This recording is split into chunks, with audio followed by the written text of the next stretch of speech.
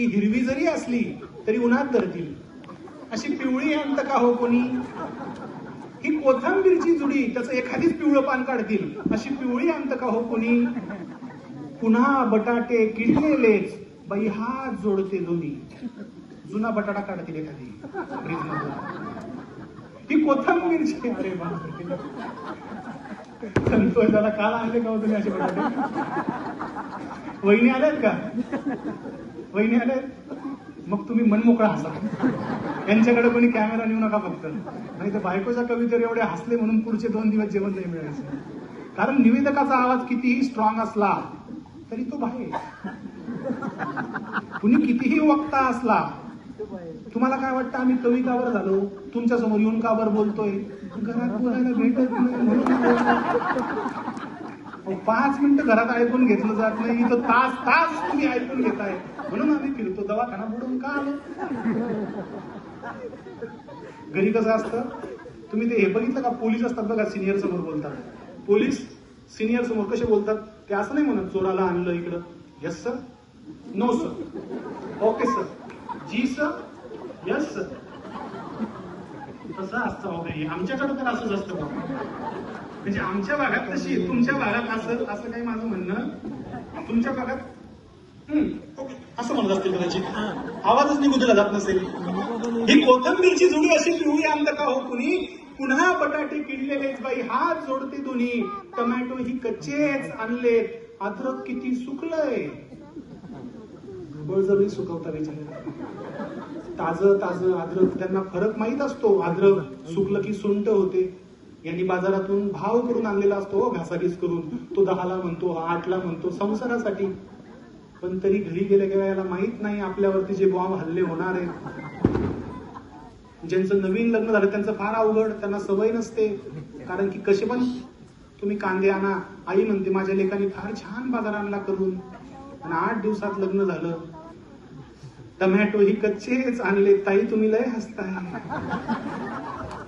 आणि प्रूफ देताय की ही कविता तुमची आहे. टोमॅटो ही कच्चेच आणलेत, अद्रक किती सुकलंय, आणि सगळ्यांनी बघा तुम्हाला खराब खराब विकलंय. आणि इतकं सगळं बोलूनही पुढच्या वारी नवऱ्यालाच बाजारात धाडतात, आणि सगळ्याच बायका नवऱ्याला येड्यात का हो काढतात. आता बघा इंस्टाग्राम इकडे बघ, तो म्हणतोय माझ्या मम्मीचं कोणतरी काही बाहेर बोलतोय, खरं खरं माझ्या पप्पाला बोलता येत नाही, पण हा डॉक्टर कोण आणलाय हा बोलतोय बाबा. जर बाळाला बायको झोपत असेल, काही काम करत असेल, आणि तुम्हाला काम सांगितलं कुकरचं, 3ऱ्या शिट्टीनंतर जर कुकर बंद करायचा राहिला, 3ऱ्या शिट्टीनं काकांनी सांगितलं 100% खरंय. दादांनी मला सांगितलं, आणि दादांनी तुला काय म्हणायची कविता माझ्याकडे बघून म्हटल्या, कारण की तुझ्या पाठीशी तुझी मावशी म्हटले, घाबरू नको. 3ऱ्या शिटीनंतर जर कुकर बंद करायचा राहिला आणि मला साड्याच नाही म्हटल्यावर तिचा कपाट उघडून पाहिला, तर भांडणासाठी दिवसभर. त्यांनी जर म्हटलं ना की साड्या नाहीये, तर आपण लगेच मोजायला नाही जायच्या 69 आहेत गो घरात. आपण काय म्हणायचं, नसतील. त्या जर म्हटल्या हिरव्या रंगाची नाहीये, तुम्ही म्हटलं ही फिक्कट हिरवी. तुम्ही म्हटल्या अरे ही फिक्कटच होती. 3 ग्रेड असतात, मध्यम फिक्कट हिरवी, मध्यम फिक्कट हिरवी. तुम्ही जर मग त्यातही हुशार निघालात, अति हुशारपणा केलात, अरे ही मध्यम फिक्की आहे की, त्या म्हणतील ही माझ्या बहिणीच्या लग्नात मी घातलेली होती.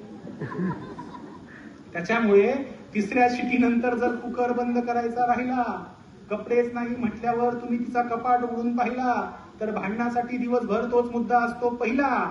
मग जेवणात खारट तुरट सगळं विसरायचं. तुम्हाला लागून मग मी भांडण झाल्यावर तिखट बनवते का रे? हे कुणाचं लेकरू येऊ? हसायला बाई हे खारट तुरट सगळंच विसरायचं, ताटात येईल ते घ्यायचं गिळून आणि आवाज न करता भांडेही घासायची दोन्ही हाताने मिळून.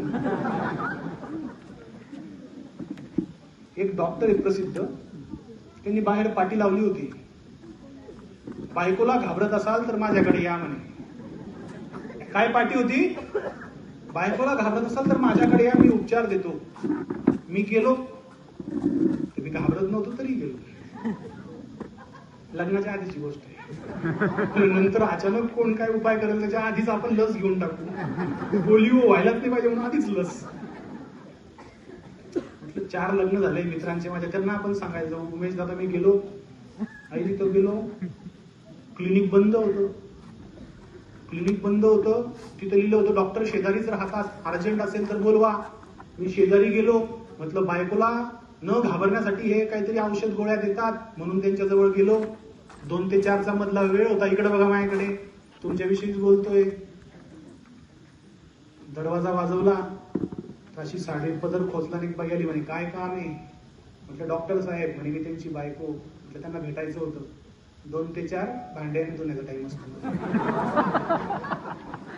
गोष्ट माझी नाही बरं, मी तसाच परत आलो. एका साधूकडे गेलो, साधू बाबाकडे. म्हणलं साधू बाबा, म्हणे काय? म्हणलं बायकोला घाबरलं नाही पाहिजे असं काही सांगावं. म्हणे बाबा मग मी साधू काय झाला असतो. म्हटलं बाबा एवढं डेंजर प्रकरण असतं का हो? लग्न करायच्या आधी सुचलं का? म्हटलं म्हणजे नेमकं काय असतं? अरे म्हणे स्त्री. म्हटलं स्त्री म्हणजे काय? तो म्हणे स्त्री म्हणजे शक्ती असते म्हणे, शक्ती. काय असते म्हणे? आवाज. शक्ती म्हटल्यावर तुम्ही असं शेळीसारखं, शक्ती कसं चालेल? वाघ आहे माणूस, तुम्ही त्याच्यावर बसलेली दुर्गा आहे. शक्ती कशी पाहिजे? स्त्री म्हणजे काय? मग त्यांना म्हटलं आई पुरुष म्हणजे काय? तो म्हणे सहनशक्ती. अशी सगळी गंमत आहे. महिलांनी महिलांसाठी निर्माण केलेला कार्यक्रम. एखाद्या पुरुषाने एवढं महिलांवरती एवढं बोललं, जाताना मी सुरक्षित जाईल का नाही याची काळजी असल्यापोटी मी पुढची कविता पटपट म्हणतो. मग जेवताना खारट तुरट सगळंच विसरायचं, ताटात घ्यायचं जे असेल ते गिळून, न आवाज करता भांडेही घासायचे मिळून, आपल्याच हाताने चहा करायचा, आपल्याच हाताने कॉफी, झोपायला जाताना चूक नसली तरी मागायची माफी. आणि एवढं सगळं करूनही पुन्हा त्या मुसमुसू रडतात आणि सगळ्याच बायका नवऱ्याला असं वेड्यात का हो करतात. आता एक सल्ला आहे आजीबाई, त्यांच्यासाठी आहे. हवं तर तुम्ही तो लिहून घेऊ शकता. ही साडी चांगली का ती साडी चांगली? साड्यांच्या दुकानात विचारलेला प्रश्न. तुम्ही जर ही सांगितली मग ही चांगली दिसत नाही का मला? तुम्ही म्हटलं ती चांगली मग ही मला चांगली दिसत नाही का, असं तुमचं म्हणणं आहे. त्याच्यामुळे सल्ला, ही साडी चांगली का ती साडी चांगली या प्रश्नाने दादांनो गोंधळून नाही जायचं. संतोष दादा, ही साडी चांगली की ती साडी चांगली या प्रश्नाने गोंधळून नाही जायचं आणि तुला सगळेच रंग छान दिसतात असं ठोकून द्यायचं. तिच्या युट्यूबवर पाहून केलेल्या रेसिपीजला बिलकुल म्हणायचं नाही घाण. तिने तो नवीन केक पाहिलेला असतो युट्यूबवर आणि तो तुमच्या वाढदिवसाला जर करून आणला आणि तो कच्चा असलेला तुम्ही जर म्हटले थोडासा कच्चा म्हणायच्या आधीच तुमचा सकन. त्याच्यामुळे तिने जर एखाद्या दिवशी पनीरची भुर्जी शिकून आली आणि तुम्हाला अंडा भुर्जी म्हणून खाऊ घातली तरी 2 वाक्य न बोलता ऍक्शन मध्ये सांगायचं, कशी झालीये? तुम्ही नाही म्हणताय असं असं करताय कळत तुम्हालाच माहिती. तिच्या युट्यूबवर पाहून केलेल्या चवदार पदार्थांना बिलकुल म्हणायचं नाही घाण. आणि ती मेकअप करून आल्यावर दिसत नसली तरी म्हणायचं छान.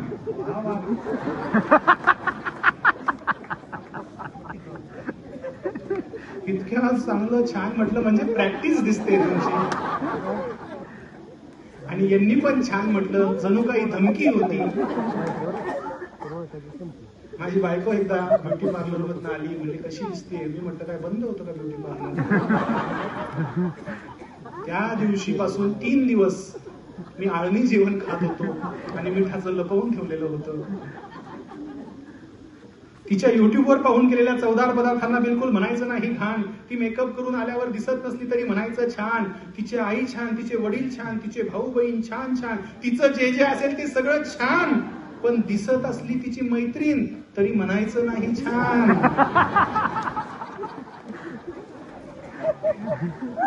जर कोणी नोकरी करणारे असतील आणि तुमच्या बायकोनी तुम्हाला विचारलं, का हो तुमच्या सोबत त्या मॅडम तिथं काम करतात, कशा दिसतात, तुम्ही म्हणायचं हे काय राहते ती बाई, कोणती साडी घालते, कसंही राहते.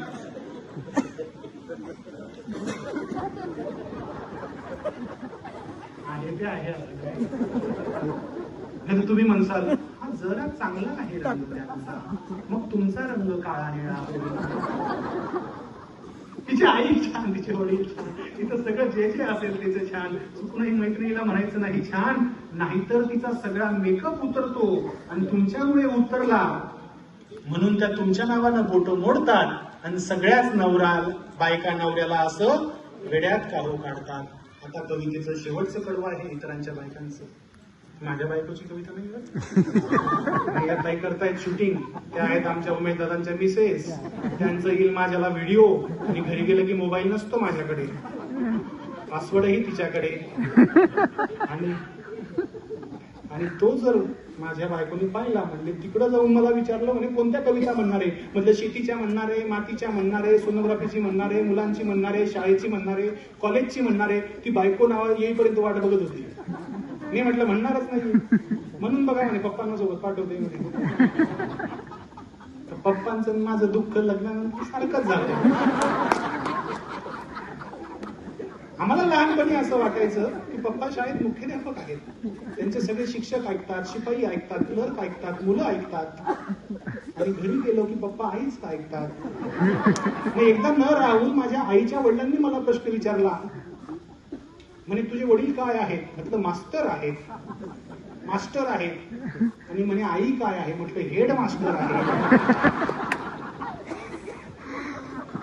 आता आजी तुमचं कडवं काय नाव आहे आजीचं.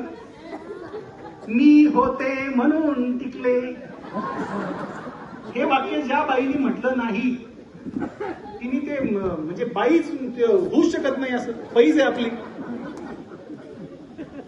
एक वेळेस एखादी मंत्र म्हणणार नाही, तंत्र म्हणणार नाही, काय म्हणणार नाही, पण हे वाक्य शोभा आजी लक्ष आहे ना, चष्म्यावाली आजी इतकी जितकी कोण मला स्माईल देते ना, छान तू म्हणते बेटा घाबरू नको, असंच केलंय म्हणते म्हाताऱ्याला मी सगळं.